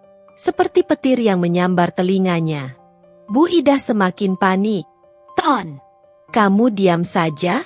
Perempuan itu mau merampas semuanya. Kamu harus lawan. Namun Antoni tidak menjawab. Ia merasa justru dirinya yang telah melampaui batas. Sejak kapan ia meremehkan istrinya sendiri? Sejak kapan ia membiarkan ibunya mengatur hidupnya sedemikian rupa? Notaris menutup mapnya. Kami hanya menyampaikan. Selanjutnya terserah keluarga ini untuk menyelesaikan dengan cara terbaik. Mereka berpamitan dan pergi. Begitu pintu tertutup, rumah itu terasa berbeda. Sunyi, tetapi bukan sunyi biasa. Lebih seperti bisikan bahwa semua fondasi yang selama ini tampak kokoh ternyata retak sejak lama, dan kini runtuh dalam semalam. Antoni duduk di sofa dengan tangan menutupi wajah. Dadanya terasa sesak. Bu Idah mondar-mandir sambil mengumpat. Perempuan itu benar-benar cari masalah. Dia pikir dia siapa? Berani-beraninya mengusir ibu dari rumah anaknya sendiri. Antoni akhirnya menatap ibunya dengan mata merah. Untuk pertama kalinya, suaranya berat dan penuh tekanan. Bu, rumah ini bukan hanya milik saya. Itu juga milik Aisyah. Dan semalam, saya memang salah. Bu Idah menatap anaknya, tidak percaya. Saya menyuruh istri saya pergi dari rumah yang dia beli dengan uangnya sendiri. Lanjut Antoni lirih. Saya bahkan membentaknya karena hal sepele. Itu bukan hanya salah. Itu keterlaluan. Bu Idah terdiam, wajahnya memucat sedikit. Antoni menatap sekeliling rumah yang terasa asing baginya. Untuk pertama kalinya, ia benar-benar merasa takut kehilangan Aisyah. Bu, mungkin selama ini kita sudah keterlaluan sama dia. Bu Idah langsung menyergah. Jangan lembek. Itu istrimu, kamu harus menguasai. Antoni berdiri, suara meninggi. Bu, hubungan rumah tangga bukan soal menguasai. Selama ini Aisyah diam, bukan karena dia lemah, tapi karena dia menghargai saya. Bu Idah terkejut karena Toni jarang, hampir tidak pernah, meninggikan suara padanya. Antoni menunduk, suaranya lebih lembut tetapi tetap tegas. Dan semalam, saya menghancurkan orang yang paling mencintai saya. Bu Idah tidak tahu harus berkata apa.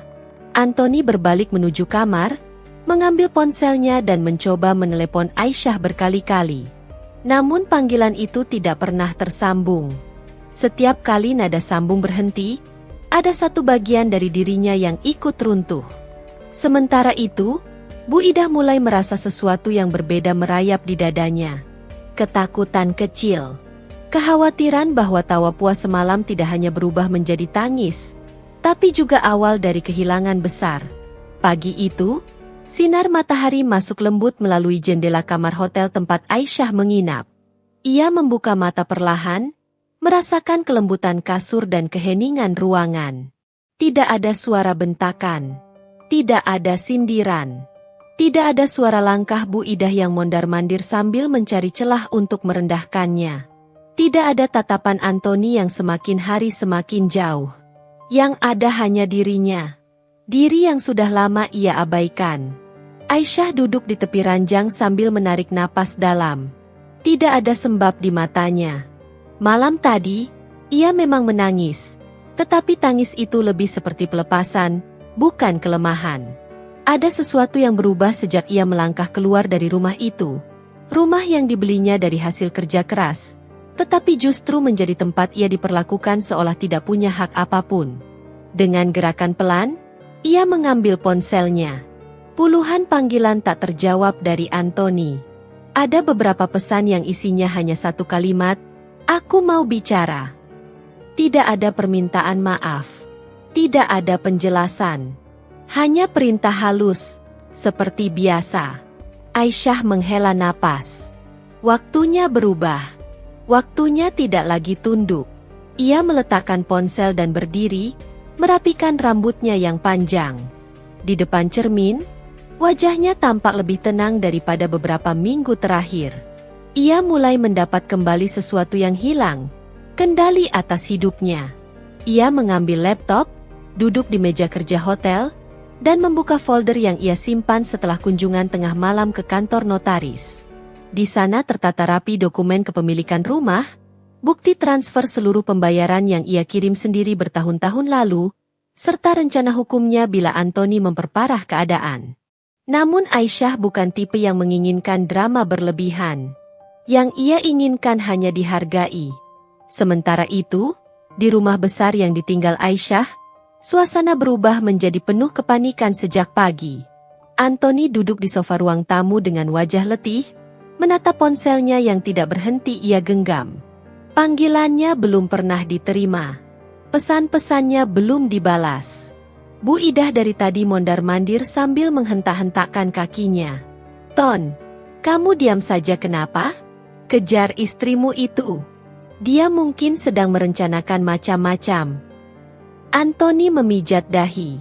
"Bu, tolong jangan bicara begitu dulu. Saya ini ibumu," sergah Bu Idah. "Kamu mau dengar ibu atau mau dikendalikan sama perempuan itu?" Anthony menunduk. Sebenarnya ia sudah lelah. Bukan hanya lelah karena Aisyah pergi, tetapi lelah karena menyadari betapa besar peran sang ibu dalam keributan rumah tangganya. Selama ini ia selalu membiarkan Bu Idah masuk terlalu jauh, terlalu bebas, terlalu dominan, hingga rumah tangganya dikendalikan oleh dua perempuan yang makin lama tidak pernah bisa akur. "Bu, saya butuh waktu buat mikir," ucap Anthony perlahan. Bu Idah membanting sendok ke meja. "Apa yang mau dipikir? Cepat jemput dia." Anthony menggeleng. "Kalau saya paksa, dia makin jauh." Perkataan itu membuat Bu Idah berhenti bicara sejenak. Wajahnya tampak tidak percaya anaknya berani menjawab seperti itu. Anthony berdiri, berjalan ke arah dapur, lalu memegang meja seolah mencari kekuatan agar tidak runtuh. Suaranya lirih, tetapi ketulusan yang lama hilang akhirnya muncul ke permukaan. "Bu, saya sayang sama Aisyah. Saya sadar selama ini saya nggak membela dia. Saya salah." Bu Idah terdiam, matanya kecil memandang Anthony dengan kecewa bercampur kaget. Ia tidak menyangka anaknya yang biasanya menurut akan berkata seperti itu. "Ton, kamu terbawa perasaan. Dia itu." "Bu," potong Anthony lembut namun tegas. "Jangan hina Aisyah lagi. Tolong." Untuk pertama kalinya, Bu Idah benar-benar kehabisan kata. Ia melihat perubahan Anthony seperti melihat seseorang yang tidak ia kenal. Anthony mengambil kunci mobilnya. "Saya mau cari dia. Saya nggak tahu dia di mana, tapi saya harus cari." Bu Idah ingin melarang. Namun kali ini lidahnya terasa berat. Ada rasa takut yang tiba-tiba tumbuh. Takut kehilangan anaknya sendiri bila ia terus menekan. Anthony keluar rumah dengan langkah cepat. Saat pintu tertutup, Bu Idah berdiri sendiri di ruang tamu, menelan kenyataan pahit bahwa kekuasaannya mulai hilang. Aisyah menghabiskan pagi dengan merevisi konsep video promosi untuk brand besar yang sudah bekerja sama dengannya. Meski pikirannya masih berat karena peristiwa semalam, ia tidak membiarkan dirinya larut dalam kesedihan. Ia bekerja dengan fokus, membuktikan bahwa nilai dirinya tidak ditentukan oleh siapapun selain dirinya sendiri. Ketika ia sedang memeriksa draft skrip, notifikasi pesan masuk. Bukan dari Anthony, bukan dari Bu Idah, tapi dari asistennya, Nara. Nara. Mbak Aisyah, maaf ganggu. Aku udah atur meeting sama brand skincare yang mau kontrak 6 bulan. Mereka mau naikin rate. Mbak siap video besok? Aisyah tersenyum kecil. Dunia profesionalnya tetap stabil. Bahkan naik. Ia membalas singkat. Siap, Nar. Kita meeting jam 10 besok. Setelah itu, notifikasi lain masuk dari bank digital yang digunakan Aisyah untuk transaksi bisnis dan pribadi. Pesan itu menegaskan perubahan besar yang kini benar-benar terasa nyata. Saldo rekening bisnis Anda telah bertambah. Transfer masuk, 175 juta, Project Premium Campaign. Aisyah memandangi layar. Transaksi itu mengingatkannya pada kenyataan paling jelas. Ia tidak pernah bergantung pada Anthony. Ia tidak pernah bergantung pada mertua. Ia mampu berdiri sendiri sejak awal. Dengan uang itu pula ia membeli rumah. Rumah yang kemudian digunakan Bu Idah untuk merendahkannya setiap hari. Aisyah mengembuskan napas panjang. Ia tidak akan bereaksi dengan marah. Ia tidak akan membalas dengan kekerasan. Ia akan membalas dengan kebenaran dan harga diri. Ponselnya kembali bergetar. Kali ini, nama di layar membuat dadanya berdebar. Anthony menelepon. Aisyah menatap ponsel beberapa detik, memutuskan sesuatu yang penting. Ia menolak. Nada panggilan berhenti. Beberapa detik kemudian, ada pesan masuk. Anthony. Ais, aku mohon angkat. Kita bicara. Aku salah. Aku mau minta maaf. Aisyah membaca pesan itu tanpa ekspresi. Permintaan maaf yang terlambat. Permintaan maaf setelah sebuah batas besar telah dilewati. Namun yang mengejutkannya adalah pesan berikutnya. Anthony. Ais, aku di depan rumah orang tua kamu. Kamu nggak ada. Kamu di mana? Aku mau ketemu. Aisyah memejamkan mata. Ia memang tidak pulang ke rumah orang tuanya. Ia ingin menenangkan diri terlebih dahulu tanpa ada yang panik atau ribut. Beberapa detik kemudian, pesan lain muncul. Anthony. Ais, aku takut kehilangan kamu. Aisyah terdiam cukup lama. Kalimat itu dulu bisa membuatnya luluh. Tapi setelah kejadian semalam, hatinya berubah. Ia bukan lagi perempuan yang bisa dimanipulasi oleh kata-kata tanpa perubahan nyata. Ia mengetik pelan. Aisyah, aku aman, Ton. Aku nggak perlu dicari. Aku cuma butuh ruang. Balasan masuk hampir seketika. Anthony, boleh aku ketemu kamu sebentar? Cuma sebentar. Aisyah menatap jendela hotel, melihat langit yang mulai cerah. Ia akhirnya menjawab, Aisyah, nanti aku kabari. Aku belum siap. Kemudian ia mematikan ponsel. Bukan untuk lari, tapi untuk memberi diri sendiri waktu sembuh. Sementara itu, Anthony duduk di mobil di depan rumah orang tua Aisyah. Tangannya menggenggam setir dengan erat. Wajahnya pucat. Napasnya pendek-pendek. Ia merasa kosong dan takut. Ia baru menyadari betapa banyak hal yang ia biarkan terjadi. Betapa banyak luka yang ia biarkan Aisyah tanggung sendirian. Betapa besar peran ibunya dalam keretakan rumah tangga mereka. Dan betapa buruk perlakuannya semalam. Membentak perempuan yang ia nikahi, lalu mengusirnya dari rumah yang dibeli dari uang perempuan itu sendiri. Ia menutup mata dan mendongak, menahan emosi yang mulai menumpuk. Aisyah, aku bodoh sekali. Bisiknya lirih. Namun penyesalan itu datang terlambat. Terlambat setelah ia menghancurkan kepercayaan yang dibangun bertahun-tahun. Terlambat setelah Aisyah berdiri dan memilih memperjuangkan dirinya sendiri. Dan untuk pertama kalinya sejak mereka menikah, Anthony menyadari satu hal paling menakutkan. Aisyah tidak lagi bergantung padanya. Perempuan itu kuat. Perempuan itu mandiri. Perempuan itu bisa hidup tanpa dirinya. Dan jika ia tidak berubah, Aisyah juga bisa melanjutkan hidupnya tanpa menoleh ke belakang sedikit pun. Di kamar hotel, Aisyah berdiri di balkon, menatap langit Jakarta yang penuh gedung tinggi. Ia memegang secangkir teh herbal, menghangatkan tangan dan pikirannya. Dalam keheningan itu, ia tersenyum kecil. Tidak kemenangan, tidak dendam, tetapi kebangkitan. Hari itu langit Jakarta tampak cerah, seolah ikut menandai lembaran baru yang mulai terbuka dalam hidup Aisyah. Setelah semua badai yang menggulungnya, ia kini berdiri tegak sebagai perempuan yang menemukan kembali harga dirinya. 1 minggu berlalu sejak Aisyah duduk kembali di ruang tamu rumah yang dulu ia beli dengan jerih payahnya. Ia sudah resmi menjadi pemilik tunggal properti itu, tanpa lagi terikat pada Antoni atau campur tangan siapapun. Antoni dan Bu Ida saat ini tidak tinggal di sana. Setelah kejadian memalukan ketika mereka datang tanpa mengetahui bahwa rumah itu sudah kembali atas nama Aisyah sepenuhnya, mereka memilih mengungsi ke kontrakan sementara, menunggu kabar apakah Aisyah akan mengizinkan mereka kembali atau tidak. Namun Aisyah tidak pernah berniat memberikan izin. Sekalipun tidak.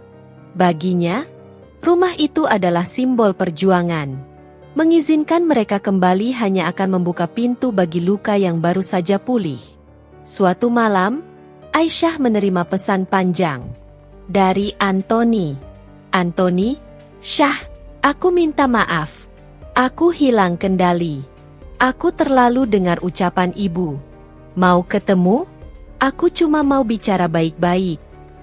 Aisyah membaca pesan itu tanpa ada getaran emosi yang berlebih. Tidak marah, tidak sedih, hanya kosong. Sebulan lalu, pesan seperti itu mungkin akan langsung membuat hatinya luluh. Namun sekarang, dirinya sudah berbeda. Ia balas singkat. Aisyah, tidak perlu. Semua sudah jelas. Beberapa jam kemudian Antoni datang langsung ke rumah. Ia mengetuk pintu berkali-kali, memanggil nama Aisyah dengan suara lirih. Berbeda jauh dari lelaki yang pernah membentaknya sampai nyaris membuatnya jatuh mental. Aisyah membuka pintu. Tidak keluar, hanya berdiri di ambang. Syah, tolong beri aku kesempatan memperbaiki semuanya, ucap Antoni dengan wajah benar-benar menyesal. Aku sudah salah besar. Aku sadar aku egois dan pengecut. Aisyah menarik napas pelan. Kesempatan bukan barang yang bisa dipinjamkan seenaknya.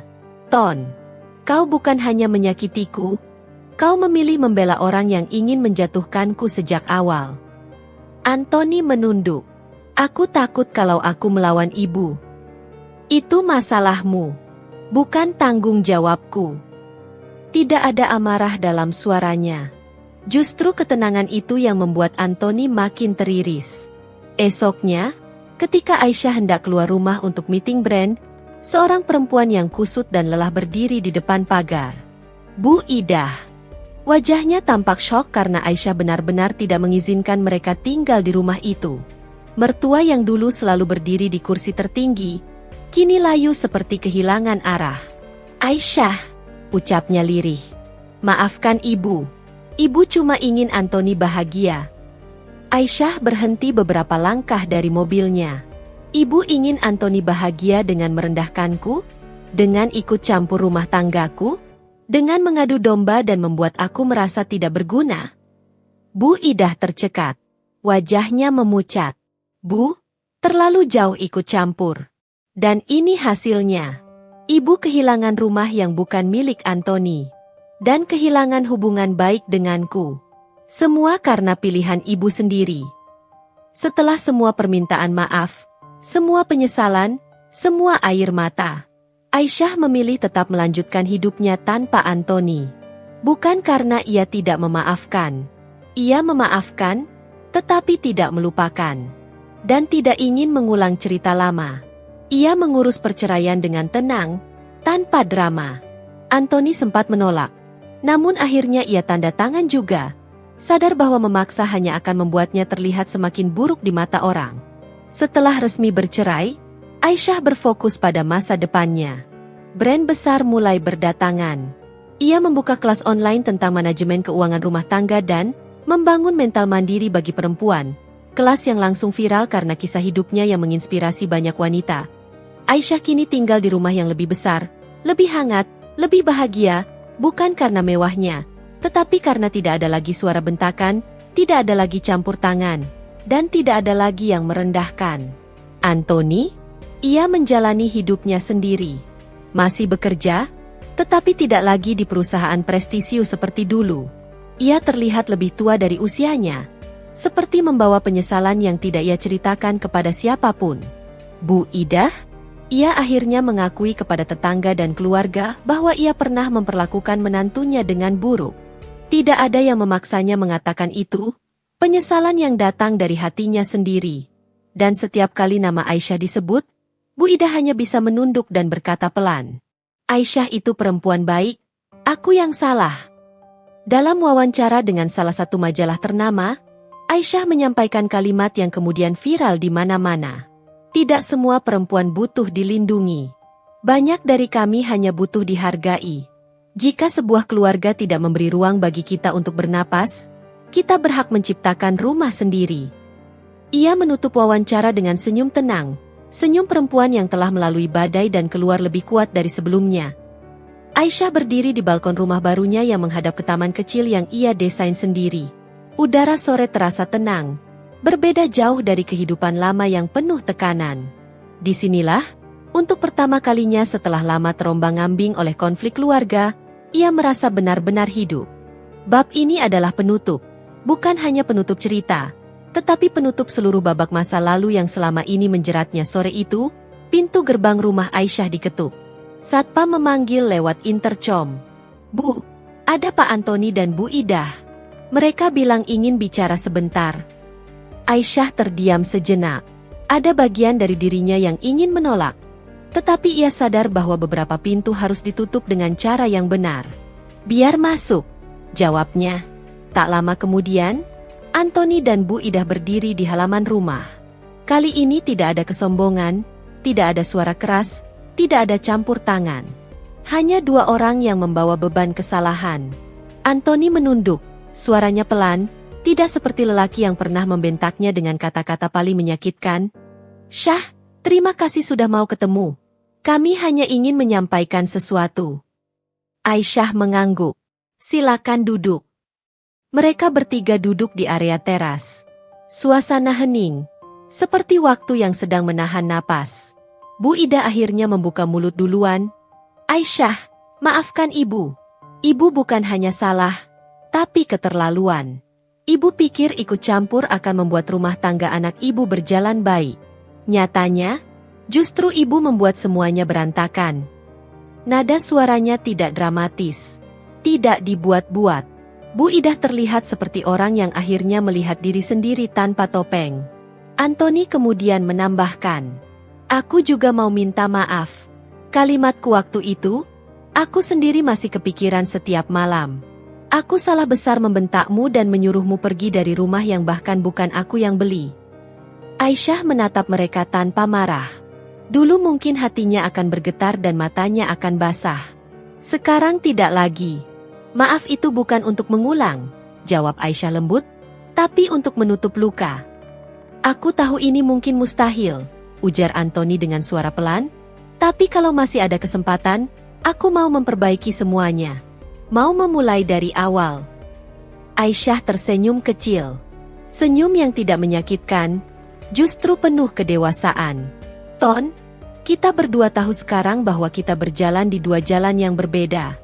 Aku tidak membencimu, tapi aku juga tidak akan kembali. Cinta tidak bisa tumbuh lagi bila akarnya sudah tercabut." Anthony mengangguk, meskipun raut wajahnya hancur.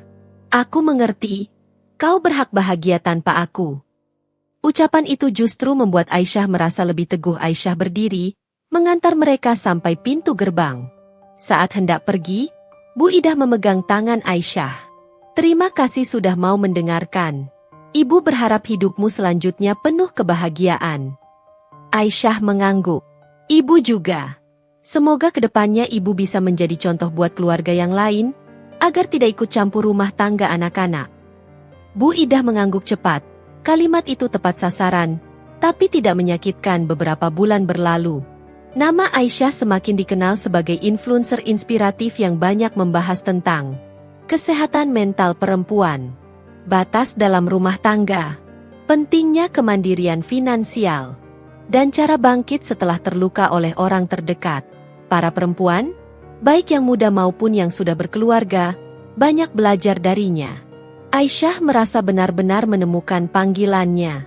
Ia sering menerima pesan, "Kak Aisyah, kisah hidup kakak membuat saya berani berdiri lagi. Saya belajar bahwa perempuan tidak perlu menelan semua perlakuan buruk. Kak, terima kasih sudah berjuang untuk diri kakak sendiri." Setiap membaca itu, hati Aisyah menjadi lebih damai. Lukanya berubah menjadi manfaat. Kesakitannya dulu berubah menjadi cahaya bagi orang lain. Suatu sore, Aisyah duduk di ruang kerjanya yang rapi. Ada aroma teh hangat. Di luar jendela, matahari tenggelam perlahan. Ia memandang layar laptop yang menampilkan konsep buku pertamanya. Bangkit tanpa menunggu dibelaskan. Kisah perempuan yang memilih diri sendiri. Ia tersenyum. Perjalanan panjang yang pernah membuatnya hampir runtuh kini menjadi kekuatan terbesar dalam karirnya.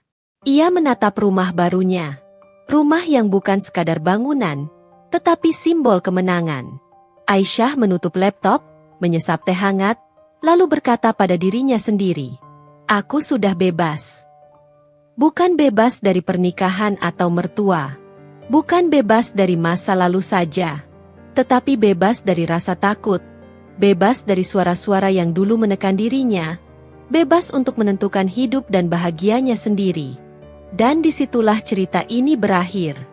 Bukan dengan balas dendam yang menyakitkan, tetapi dengan kemenangan yang elegan, kebebasan yang penuh makna, dan pesan bagi siapapun yang membaca. Perempuan yang memilih untuk berdiri tidak akan pernah kalah. Perempuan yang menghargai dirinya akan selalu menang, bahkan ketika ia melangkah pergi. Selesai.